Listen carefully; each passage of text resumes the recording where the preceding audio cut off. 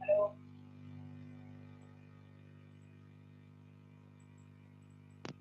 हाँ जी sir. Voice clear आ रही है मेरी? कार्तिक,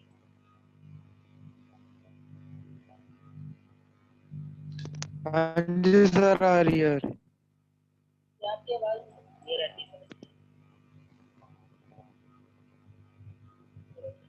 तो हमारे पास टू टाइप के डाटाबेस होते हैं। जब हम डाटाबेस की बात करते हैं तो एक डाटाबेस हम बना सकते हैं, देख सकते हैं।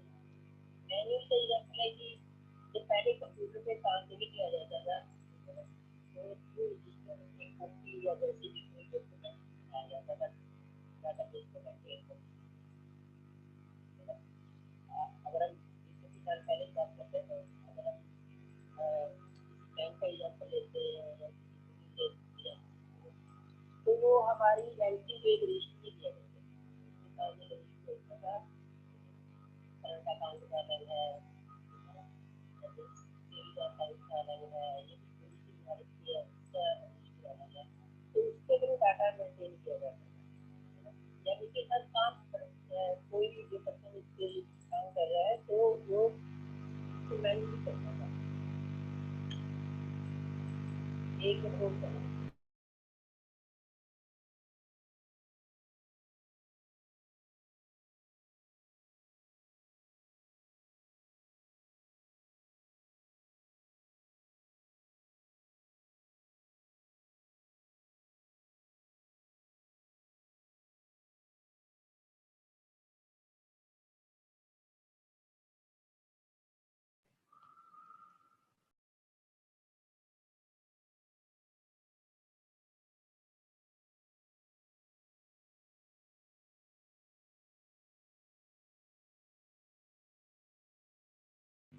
मेरे बच्चे तो हम टू टाइप के डाटाबेस की बात करते हैं। जैसे कि एक मैनुअल होता है, एक कंप्यूटर होता है। मैनुअल में कोई भी काम कंप्यूटर से किया जाता है, सारा काम आप ये कर सकते हो कॉपी पेन से किया जाता है ना। तो फिर उसके बाद अगर हम दूसरा एक की बात करें तो सिंपल कंप्यूटर मतलब कि कंप्यूटर से डाटाबेस बनाया जाता है ना। यानी कि जो आप एक जरूरी नहीं है कि जो हमने जैसे कई पर्टिकुलर डाटाबेस के बारे में पढ़ा था कि हमारे से सॉफ्टवेयर बनाया जाता है। आपका जैसे माइक्रोसॉफ्ट एक्सेस है, उसके थ्रू भी आप बना सकते हो, या कुछ डाटा आपने एक्सेल के थ्रू मेंटेन करना है वो कर सकते हो। ये डिपेंड करता है कि आप एक वर्ड डॉक्यूमेंट में बना सकते हो, है ना। पर कहीं ना कहीं कंप्यूटर का रोल प्ले होता है उसमें। बट मैनुअल में ऐसा नहीं कुछ होता, सारा काम आपको कॉपी पेन के बेस पर भी करना पड़ता है, ठीक है ना।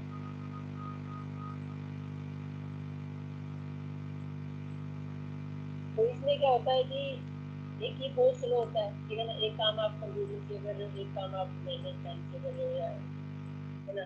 तो इसकी स्पीड क्या होती है, बहुत स्लो होती है। आपको सारा काम मैनुअली करना होगा, ठीक है ना। अगर हम कंप्यूटर की बात करें तो कंप्यूटर में कुछ ना कुछ फंक्शन बने होते हैं, ठीक है ना। डायरेक्ट आपको कहीं पर भी चेक करना है, डायरेक्ट एक्सेस कर सकते हैं उसको, है ना। जैसे कि थोड़े हम आपके पास हमें पेज पे तो आप उसमें सर्च कर सकते हो डायरेक्टली वहाँ पर किसी अकाउंट को या जो भी इन्फॉर्मेशन आपको अपडेट करनी है। बट मैनुअल में ऐसा नहीं होता है, आपको पेज टू पेज जाना पड़ेगा, है ना। तो इसमें टाइम ज़्यादा लगता है, रिलायबिलिटी भी कम होती है, क्योंकि कई बार क्या होता है कि हम वो जो कैलकुलेशन है प्रॉपर ना कर पाए पूरे में। जैसे आप किसी भी अमाउंट का इंटरेस्ट में जाते हो तो उसमें थोड़ी देर कुछ हो सकता है गड़बड़ भी हो जाए, है ना।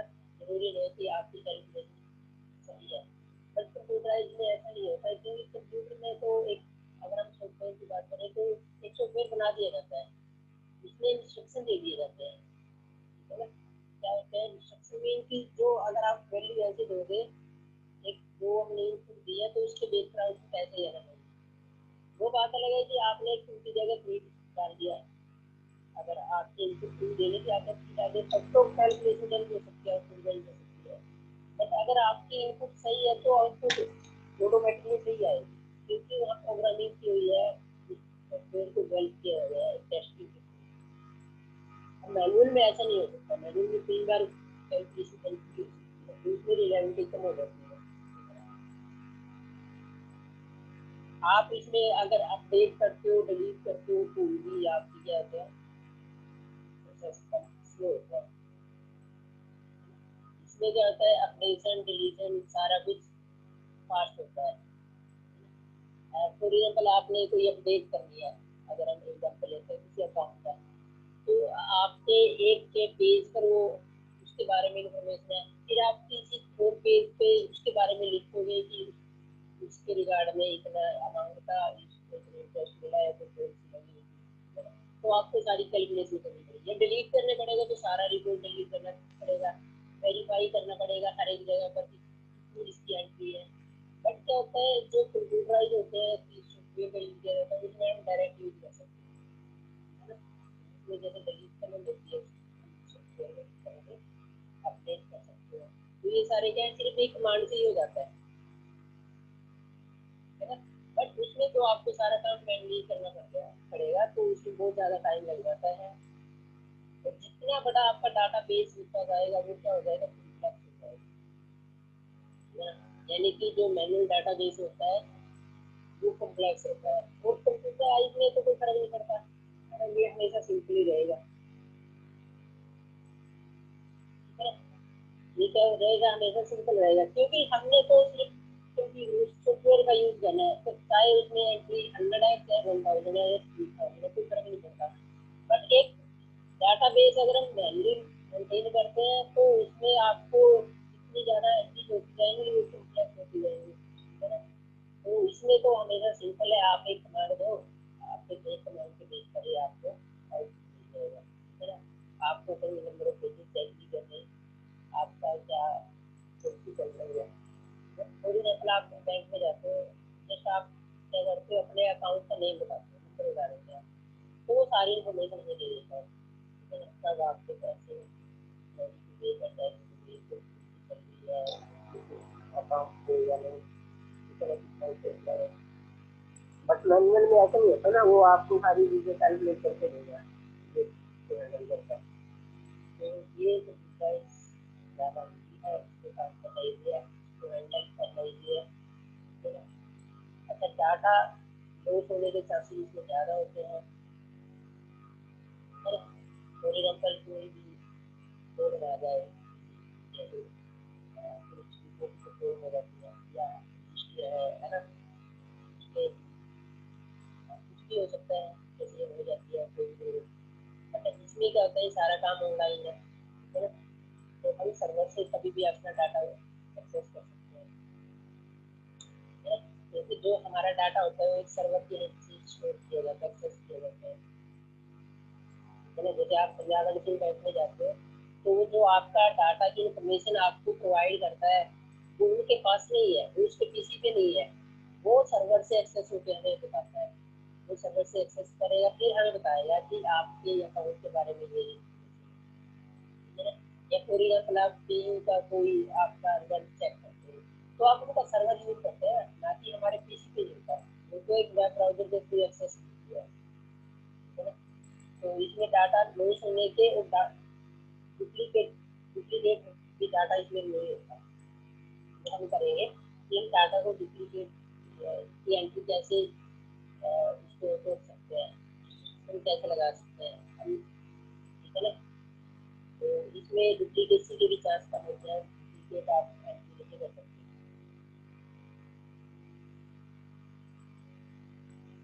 तो ये बेसिक से पॉइंट है, वो आप कुछ और भी लिख सकते हो कि अपडेट करना मैनुअल होता है, मॉडिफाई करना मैनुअल होता है, फिर सारा कंप्यूटराइज होता है, मॉडिफाई करना ईजी होता है। तो ये सारे बेसिक पॉइंट है। अगर बात करते हैं डाटा मैनेजमेंट,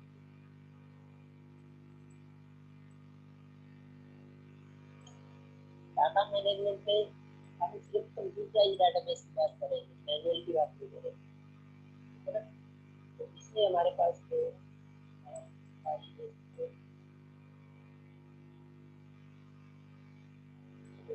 आपका डाटा,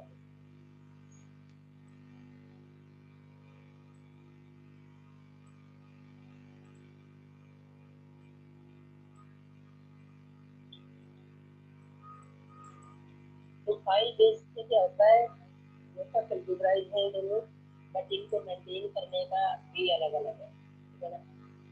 अब अगर फाइल की बात करें तो यानी कि इसमें जो यूजर होते हैं वो फाइल को काम करते हैं,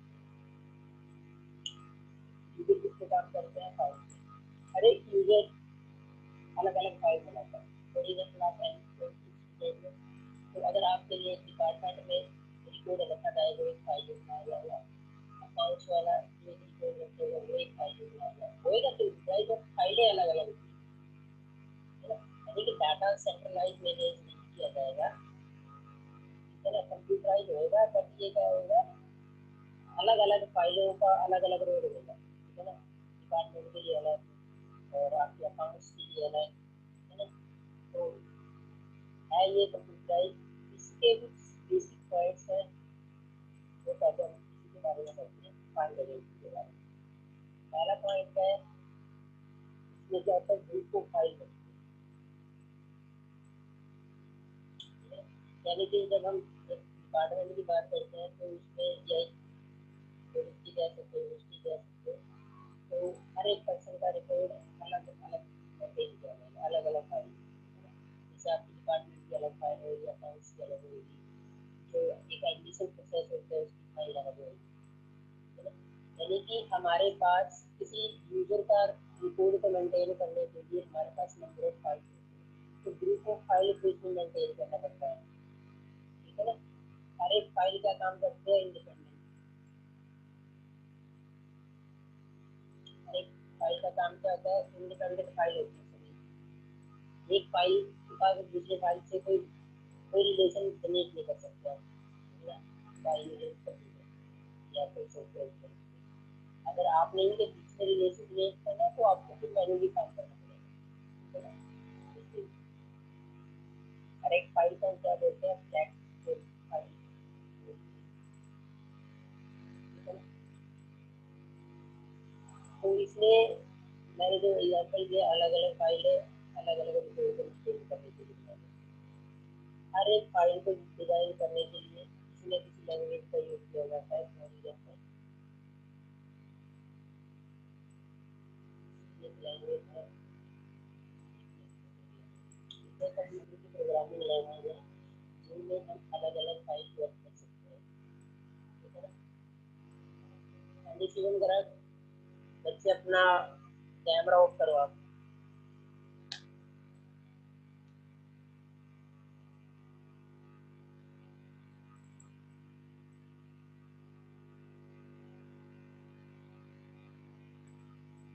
है ना। तो प्रोग्रामिंग लैंग्वेज हम यूज कर सकते हैं, वो सी या सी प्लस प्लस का डिपेंड करता है, या इसके बेस पर आपके लिए जो फाइल से लेकर सॉफ्टवेयर बनाया गया वो लगेगा, ठीक है ना। ये हर एक के अपने सिंगल मैनेजमेंट होती है, आप सिंगल मैनेजमेंट कर सकते हैं,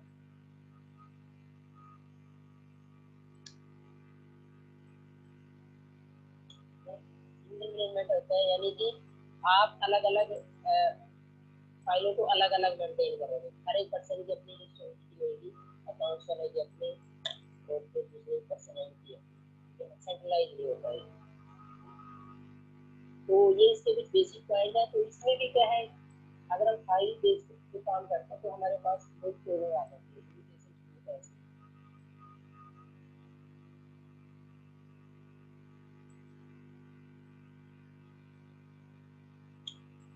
तो समझ में भी आ रहा है। हेलो,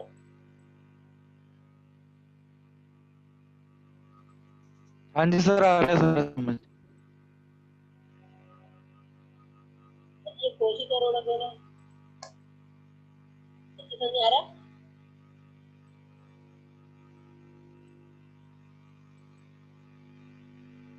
पलक, दीपिका, सज्जन, हाँ जी सर। आ रहा है बच्चे।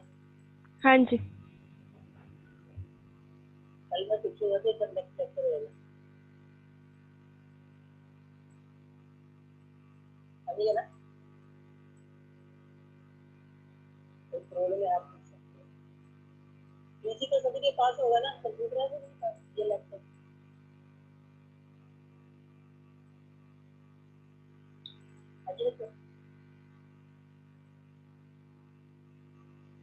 हेलो, हाँ जी सर। इसके पास पीसी नहीं है, पीसी के लिए तो आप काम नहीं कर पाओगे, तो वो तो जरूरी है करना क्या आपका। सर है, कंप्यूटर है। कोई और रिप्लाई नहीं कर रहे।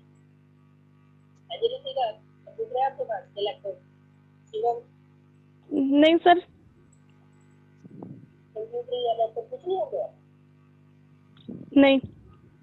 और किसके पास नहीं है? मेरे मतलब पास आप भी नहीं। आपने सर पीसी है मेरे पास। चलो वो तो कोई फर्क नहीं पड़ता, अपने को जो सिस्टम चाहिए सिस्टम में उसको पीसी सर रहेगा। पीसी है मेरे पास। आपके पास तो है, उसके पास नहीं है। तो नेक्स्ट पॉइंट है कि अगर हम फाइल बेस्ड पे काम करेंगे तो उसमें भी हम फोन क्रिएट सबसे पहले इसमें डाटा की डुप्लीकेसी हो जाती है।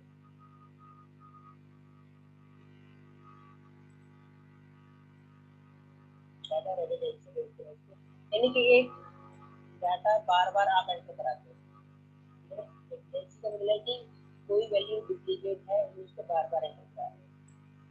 तो वो उसका रीजन क्या है कि एक, क्योंकि हमारे पास नंबर ऑफ फाइल्स है हर एक यूजर के लिए, तो डुप्लीकेसी आई है ना, ये एक पर्सन का रिकॉर्ड अकाउंट्स में भी एंट्री हो गया, डिपार्टमेंट में भी, एजुकेशन प्रोसेस में भी पर्सन एक है, एंट्री उसकी 3 फाइल है, तो डुप्लीकेसी बन गई। अभी डाटा को मेंटेन करने में वही हमें टाइम ज़्यादा लग गया, ठीक है ना।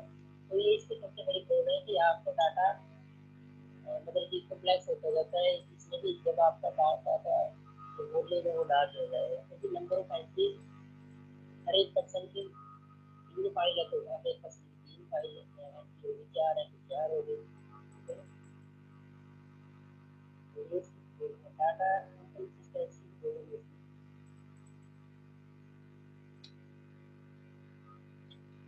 डाटा इंकन्सिस्टेंसी का मतलब होता है कि डाटा मैच ना करे,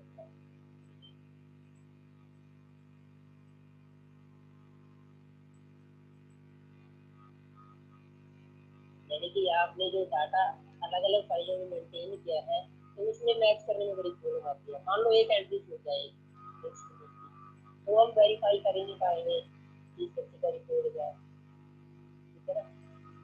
अकाउंट्स में आपकी फीस की एंट्री है बट डिपार्टमेंट में नहीं है, तो वो क्या हो गया, इनकंसिस्टेंसी होगी, डाटा मैच नहीं हुआ, प्रॉब्लम क्रिएट होगी, तो आपको उसको वेरीफाई करना पड़ेगा उसकी कोई भी कहाँ पर है आपकी एंट्री, हम नहीं कर पाए, तो वो हर एक पर्सन को अपडेट करना पड़ेगा।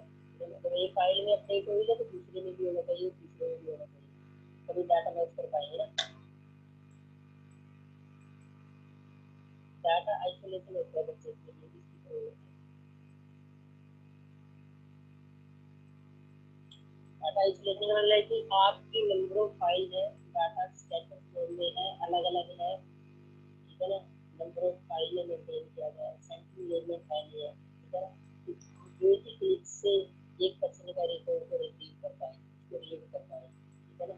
आपको आपका जो डाटा है वो नंबर ऑफ प्लेसेस पे स्टोर है, और उसको क्या बोलते हैं, डाटा आइसोलेशन। कि हमारे जो हमने फाइल जनरेट की है वो फाइल अलग अलग है, अलग अलग पीसी पर उनको मेंटेन किया जा रहा है, अलग अलग पर्सन उसको मेंटेन कर रहा है, ठीक है। तो ये भी एक प्रॉब्लम है, इंटीग्रिटी की प्रॉब्लम होती है। इंटीग्रिटी क्या होता है कि आपका जो डाटा है जब हम उसकी एंट्री करते हैं ना, तो कुछ समय चेक किया जाता है, बोलते हैं उसको कंस्ट्रेंट बोलते हैं।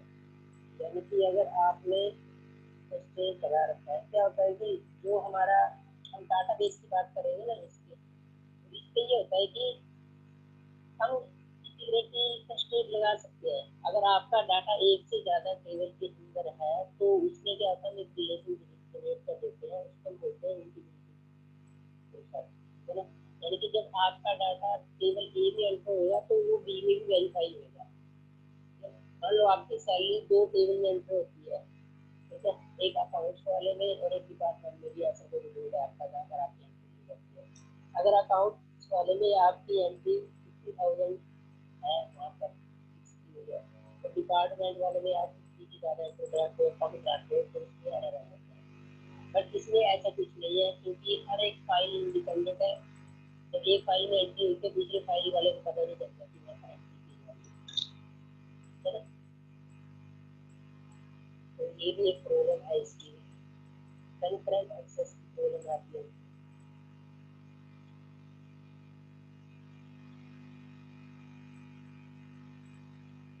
कंकरेंट एक्सेस क्या होता है कि इसमें भी नंबर ऑफ यूजर एक टाइम पे डाटा को एक्सेस नहीं कर सकते। जैसे फॉर एग्जांपल आप भी ईमेल एक्सेस करते हो, मैं भी ईमेल एक्सेस करता हूँ, ठीक है ना। तो वो क्या है, कंकरेंट एक्सेस है कि एक टाइम पर एक से ज़्यादा यूजर उस सर्वर को एक्सेस कर पाते हैं। अगर ऐसा हो जाए कि एक टाइम पर आप करोगे फिर मैं करूँगा फिर थर्ड पर्सन यूजर होगा फिर फोर्थ वाला है ना, तो उसमें तो बहुत टाइम लग जाएगा जो हमारी नीड होती है वो पूरी होगी। तो आपकी जो फाइल ओरिएंटेड है अप्रोच उसमें यही प्रॉब्लम है कि एक टाइम पर एक ही पर्सन एक फाइल को एक्सेस करता है ना, दूसरी फाइल को दूसरा पर्सन एक्सेस करता है। जब पहले वाले को दूसरी फाइल की जरूरत होती है तो उसके फोन ही उसको एक्सेस कर पाएगा, यानी कि हम इसको सेंट्रल एक्सेस भी प्रोवाइड कर सकते हैं। सिक्योरिटी हम इसमें नहीं लगा सकते कि किस टाइप का यूजर इसको एक्सेस कर सकता है, इसमें कोई सिक्योरिटी नहीं होती है। इसमें सिंपल होता है कि आपने जो यूजर के लिए फाइल क्रिएट की है वो कैसे यूज काम कर सकता है। जो डाटाबेस अप्रोच होती है उसमें बहुत ऑप्शन होते हैं सिक्योरिटी लगाने के, ठीक है ना। तो जो मैंने पर्सनल कई बार सारी चीज़ें तो कैसे रोक सकते हैं इसमें एक पर्सन एक से ज़्यादा।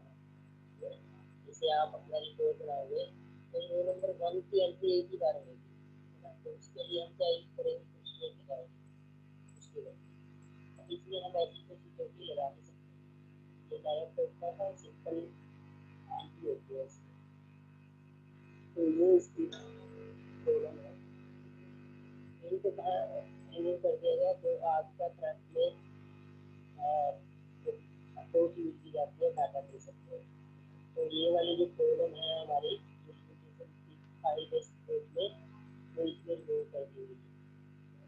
तो हम कल थोड़ा नेक्स्ट लेक्चर अब मंडे को होगा आपका, मैंने पहले दिन ही आपके लेक्चर होते हैं व्हाट्सएप पे, तो उसमें हम ये थोड़ा डिस्कस करेंगे और फिर मैं आपको प्रैक्टिकल कराऊंगा। तो बेटर तो ये है कि आपके पास पीसी हो, आप भी उसको इंस्टॉल करो, आप मैक्स का यूज करो, उसके डाटा को एक्सेस करो उसके बाद, तो आप अरेंज करोगे तो बढ़िया है, तभी आप सीख पाओगे।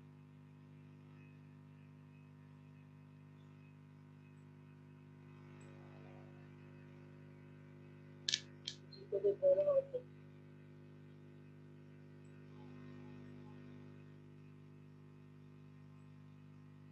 नहीं